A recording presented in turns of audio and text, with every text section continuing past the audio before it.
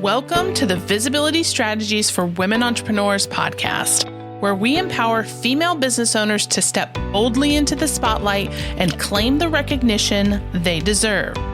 I'm your host, Tori Barker. I'm passionate about helping women like you transform your visibility into tangible business success.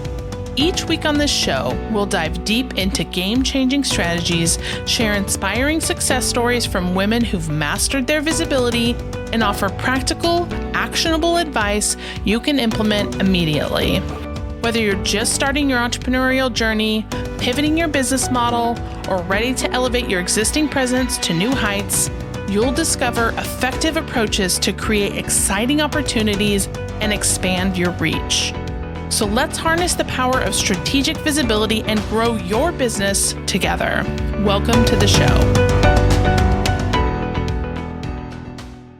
We are back on the show. Monica, I'm super excited to have you here. Obviously, as you know, our listeners don't know, we've been having our own side conversation, which is just going to lead into an amazing conversation for everyone else to listen to.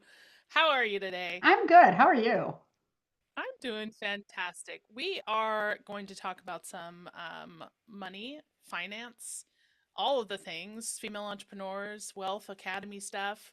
So tell us a little bit about who you are, how you came from decades of traditional finance, and now you have been inspired to create Harmony Wealth Academy. Okay, so okay.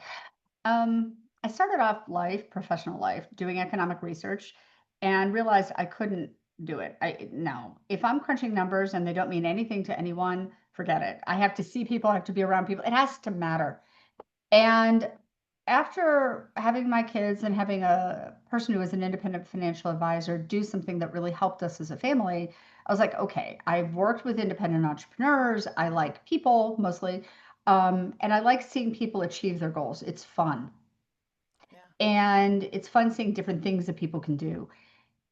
And I realized that it was an opportunity to combine all of the skills and all the things I like. So I went into that.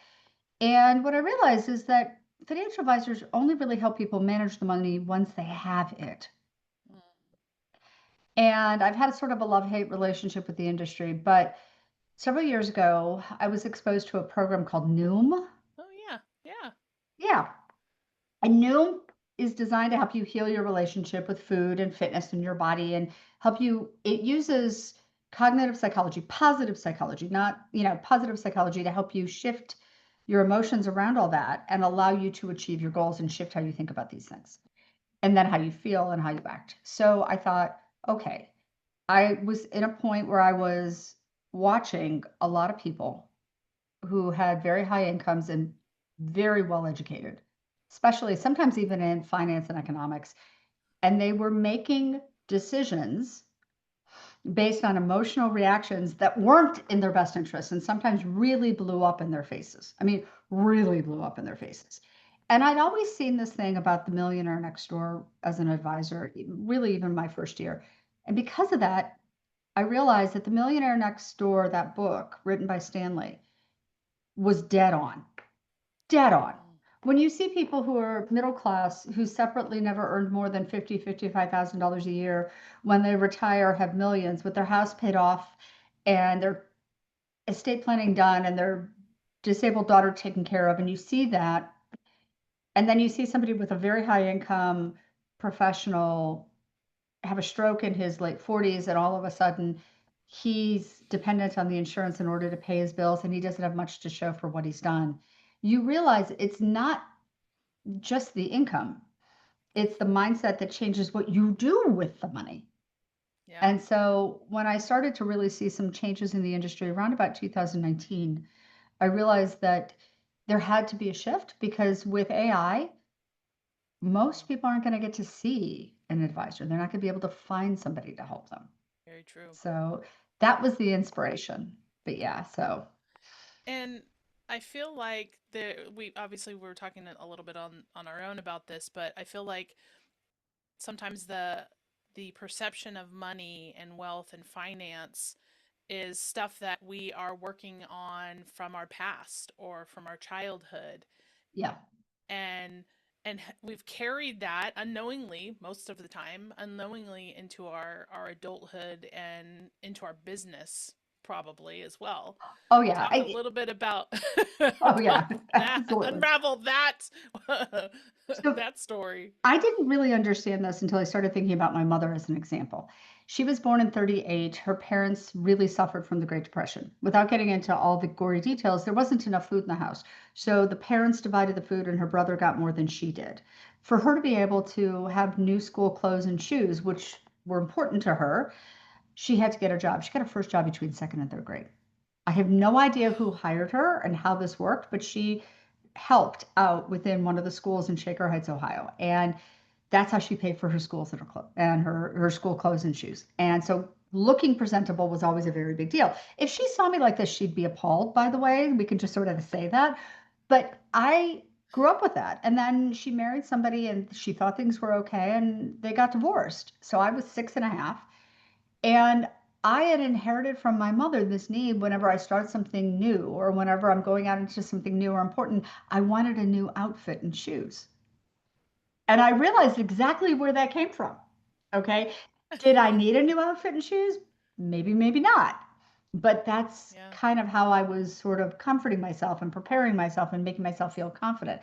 So I use that as an example. We don't understand this, but it is something, since money is just a tool in our hands and we use it to provide for ourselves and to care for ourselves and the people we love, how we manage that tool is something that we've learned and absorbed those lessons and those values from birth onward.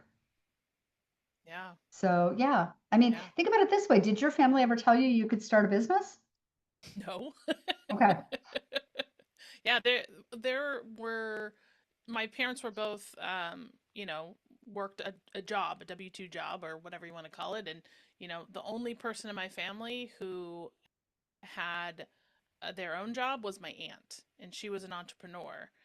But Okay. other than that, that was the only person that I had seen or was around this concept of making your own wealth and being your own boss and starting your own company. And so for me, it was like get a job, work hard, you know, Right. get recognized for the hard work that you put in, and that's how you live your life. Well, and that's the other thing. Like, one of the things people don't understand is yes, income is important. I want you to have income. Okay. And Yeah. I want you to be compensated for the brilliance that you have and what you bring to the world and the value you deliver. But income isn't wealth. Income Very is true. not wealth. You have to make a transition. Wealth is something that pays you regardless of whether or not you work for it. Okay. So once you have something that's paying you, that is a generator of wealth or that can pay you Yeah. because it's accelerated. People talk, for example, in financial planning, they'll ask the question, do you consider the house to be an asset? No, your house is a use asset. It's the same thing. It's a large thing box that holds your washer and your dryer. Okay. Yeah. You need a Yeah. roof over your head and you need a roof over your head. So what happens is a lot of times people are like, oh, I'm going to sell my house. Okay. And I'm going to take my profit. I'm going to take the gain, the appreciation. Great. Okay. But where are you going to live next? Yeah. Now, if you invest in real estate and other people are living in it and they're paying you rent, that's an investment. hmm Yeah, let's go a little bit further down that conversation because I feel like that's something that's really interesting, especially for female entrepreneurs, is thinking about what you do in those different buckets, right? Like you've got it's almost like you have to diversify, if you will. Like Mhm. something that's going to build you wealth, something that's going to bring in income, something that's going to do X, Y, and Z. Do you see that a lot? And do you talk I about? do. I do, and I talk about this. And so here's the thing that I say to business owners, and I mean this from the bottom of my heart. There's a mindset of taking radical ownership of your money. Okay. And you have to do it on the personal side, but when you own a business, you have to also do it on the business side. And if you don't take care of the money in both sides, one will pull down the other. Yeah. Okay, so let's start off with that. And there is a mindset to it. It's not necessarily what people think, but within the business, you have to keep it separate. You have to do that. And when you're in a business, okay, when you think about it, you looked at that microphone that you have and you said, all right, that's an investment. Yep. It's not a big investment, but it's an investment. You use it as a tool to make money. Yeah. Yeah. Okay. And that's the other thing with it. In our personal lives, we have to think about this. So, it's interesting when you have people say, well, my designer purse is an investment. Okay, tell me how it helps you make money. Make money. Yes. Okay, there are some people for whom it really does. All Yeah. right. But if you don't have that in your head, Mm. it's a lovely use asset. I don't, trust me, nice purses are really nice to have. Okay. But if you need it, for example, people used to complain when I was abroad many years ago. I used to work with these business owners that wanted to sell in the United States. They had whatever they had. And I would have to tell them, okay, the suit that you need to wear while you don't wear that back where you live at home, when you go into a business meeting in the US, that's like having your ticket punched to go into the movie theater. It's the price of admission. Yep. So sometimes there is a price of admission, but Yeah. ultimately, if it's an investment, it has to be part of how it's going to generate money for you. Yeah. And how do you see people aligning their business, their profit, their wealth when it comes to owning a business and growing their business? So that's the whole thing. When you first start with the company, it's very difficult when you start it because you have to invest in different things that tools that you need.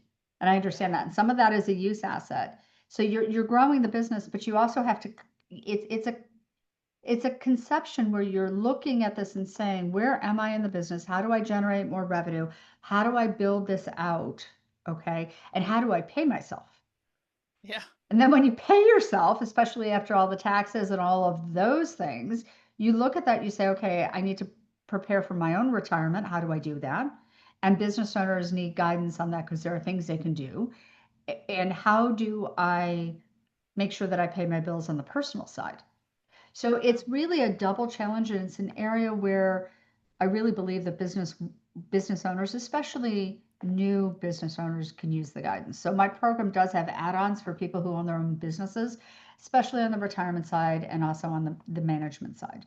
Okay. Yeah. It's just it takes time and effort, but if you come at it with the right determination, like this is something I can do because it's just getting it done and there's less resistance. And if you trust that you can do it, it can get done. Hmm. And that is one of the differentiators between some people who succeed and some who don't. Yeah. It's So, interesting when I first started my business, I didn't have business experience. I was the mhm, creator, the tactical, like I had the tactical experience. mhm, Um and so resources, right? Like I would try to learn and pull from different resources and look exterior to other entrepreneurs what they were doing. And I've learned so much along the way that I hadn't considered. And I know I'm not the only one, but when you first start out in business and you get that sale, right? Like you made $2,500 or whatever it is. At first you think, "Gosh, I've got $2,500," right? But then when you really like knowing now in business where I am, there's a percentage that goes here, a percentage that goes right. there, and here and there. And so I didn't understand the concept of how to divide the money into where it needed to go. Like it just because in corporate you get a paycheck. That's your money and you get that money, right? Right. But when you're in business, it's a whole other thought process. And Right. then backing up from there, like when you're actually trying to get the sale, before you even tell somebody what the cost is, you have to already have that banked in, Hmm. knowing where you have to allocate from the actual amount that you get. So it's a concept that I feel like so many entrepreneurs, especially in the newer entrepreneurs, that they have to learn this and they don't know it. They don't know what they don't know, right? So it's like Right. I feel like having these conversations are so important because you need to help people who are those creatives, the tactical, engineers or whatever it might be, to know what to do with their money before they've even made the sale. Speak for yourself because here's the thing, it's not just the creatives who need the help. Okay. few months ago, my accountant called me and said, Monica, I need you to pay attention to something. I'm like, oh no, what did I miss? He said, I need you to go through and look through your business account and tell me exactly all the different software packages you use and all the things you're using to build out your academy. You need to know what your cost structure is. You need to know what this is. And I went through it and I was appalled. I mean, I was flat out appalled. Like, I didn't realize I was spending this much money along the way. He said, Yeah. what can you do to consolidate that? Yeah. And how does this change your matrix? So yeah, we all go through it. And sometimes having that mirror in front of you is True. really helpful. Really Yes. helpful. So yeah, you're not the only one. Oh goodness. Whew. Well, you think you're alone on this boat? No, we're all living. We're all works in progress. It's okay. Well, okay, so this podcast is about visibility, and we're here talking about finances and money. But I wanted to ask you, do you feel like there is financial visibility? And how Mhm. would you define what financial visibility is? Okay, so here's the thing that I would tell people is one, the financially successful, the ones who achieve true financial independence, all right, who, in the way I look at this, let's stand back for a little bit. I love the physical fitness matrix. We went over this before, but the reason why I love it is because it works regardless of what area of your life or your essence you're talking about. So there's function. Does every part of your body work together? Is everything working well? And then there's health when it all works well together. And then there's fitness when it's able to carry the load. And then there's performance when it's able to do more than carry the load. So the way I would look at this is I would say that finance is the same thing. So you get to financial fitness when you can pay all your bills and you can fund all of your goals. Mm, And then if there's extra, great, you can fund more of your goals, you can make decisions there. Financial independence is when whether you work or whether you don't, you can do whatever the heck you want to do with your life. yeah. So when you see people who are at the stage where they've hit fire at like 40, they're financially independent, they can retire early, whatever they do by choice. That's what that is. They have enough wealth underneath them, paying them enough Mm, that they can work or not if they choose. yeah. And one of the things that you'll find out about them is that they don't care about what you think about their money. It's none of your business. And most of the time, the people who have money are not the ones you think. They're not the ones who are flashy. They're not the ones who are flaunting it. They're just not. They have it, they're confident, and they're aware of how to manage it, and they know how to manage it. Yeah. So, one of the things that happens when they're visible is people want to work with them or to sell to them or to be, and they look and they're making a decision, and they're the ones who are in charge of that decision. Yeah. Interesting. And they're the ones who set the tone for the relationship. Hmm. So, what I would say is look, when you have ownership of who you are and what you're using the money for and how you manage that relationship and you understand the system, you're visible to yourself. You're not trying to hit somebody else's standard. You're very much aware of what you're doing and you're in control. Mm, And you make no excuses to anybody. yeah. So from a tactical perspective, Mhm. are there weekly, daily, monthly things that you can be doing from that perspective to get you to that point of financial visibility, control, confidence? There's a lot of things, and we go through this in my program, but one of the first things that I'll say to people is take a look at your bank account. Okay, go online, look at your online account. Most of the banks in the US have a feature whereby you can flip a switch, you can toggle something, and it will show you by category where your money's going to.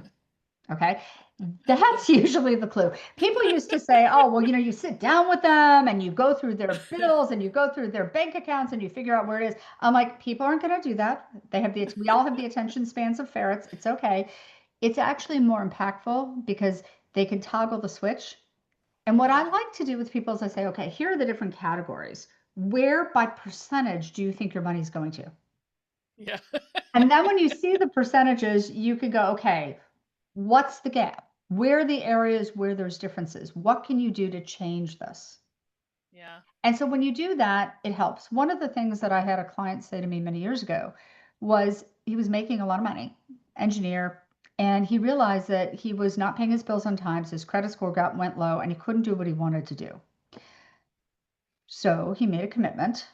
He got up every day, and the first thing he did after he did the initial necessities was he logged onto his computer. The laptop was right near his bed. He sat down in front of that. He looked at his bank account and he looked at the automatic bill pay, which he had set up, and he knew what was going out, when it was going out, and that there was money in the account it was going out from. And he had that. And then he looked at his credit score. Huh. And so by doing that every single day, it brought to mind, I have financial goals, I have other things, and it stopped him from making decisions he didn't want to make. But he also knew that everything that had to go out went out. Yeah. And he did that. That was his method of doing it. Now, do I think most people need to look at their account every day? No, I think that will drive you crazy. But to start out, it helps. It really Yeah. does. I think one of the things you can do is create the ritual where every week you sit down. And I think business owners should do this, like on a Friday or on a Sunday evening, they need to sit down and look at their business accounts. What's coming in, what's going out, what's in the pipeline, where's Yeah. my money going on the business? How is everything going with the business? Is there anything that I've lost? I don't want to lose anything along the way. Have that reset every week, financially and otherwise, to make sure that you don't lose ground. Okay. Yeah. And that you're meeting your goals. Personally, you need to do that too. And if your money is commingled with somebody else, set up a ritual with it. And by that, what I mean is this may be stressful for the first few times that you do it, but or whenever it is stressful, set it up so that you know you're going to do X, which is fun beforehand. Sit down, you've got it already prepped to do that task, and then afterwards you're going to do something that's fun. So you have that immediate reward Yeah. for doing the work of looking at the money.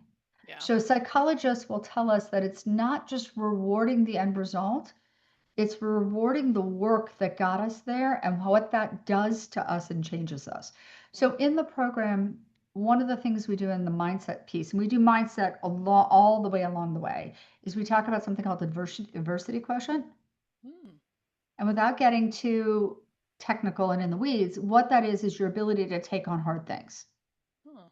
And Love so, that. there's science behind it and the dopamine, but the point is you take on the hard thing, you take on the small task, and as you build up your mind and your psychology, your mind is able to take on harder and harder tasks. So you Yeah. reward not just the end result, but the work and the steps it took to get there. Mm. So yeah, Yeah. it works that way. So Love that. Love that. Well, I want to talk about one more topic before we wrap up, and that topic is around this generation of women and how we're redefining wealth. And when women have money, what impact it's going to make in the world. I've had lots of conversations and heard lots of people talking about, when women have money and wealth, they do certain things with it and they think about money and business and life and giving back differently than men specifically do. Not good or bad, but just different. women, yeah, different. Women with wealth in this new generation, I think, is something that is going to be different, right? Because we are becoming more prominent business leaders and owners, and I think that that's going to shift a lot. So I'd love to hear I your think the insight. I think the efforts, and I'm sorry to Yeah. interrupt. I think the efforts to help women get into the business world and get into the academic world have paid off. And now we're at the point where women under the age of 45 are more likely to earn more than their spouses. So that is a shift, and that's going to affect the family dynamic. I think we went overboard. I think it should just be based on interest and competency. And I think that we overcompensated, if that makes sense. Yeah. Um, I think that the question is going to be driven by a lot of different factors. Money is just a tool. Yeah. It's just a tool. And I've seen some pretty hard-nosed, tough women, but I've also coached and advised women who were pretty determined. They had things they wanted to get done for themselves and for their children, and for their grandchildren, and they just knocked it out and got it done. But it always boils down to, do you have enough confidence in yourself and what you're looking at to be able to deal with the psychology of the people around you? And how Mm, does that affect your marriages? And how does that affect your relationships and wider and bridging out? So yeah. we're in change. We're in flux. It's a good thing. I'm not Yeah. sure where it's going to go. I'm not sure. I see so many women walking down this path. Oh, I earn 3 times what my husband earns. Oh, I earn 5 times what my husband earns. Oh, I've built wealth and he has not, whatever it is. Yeah.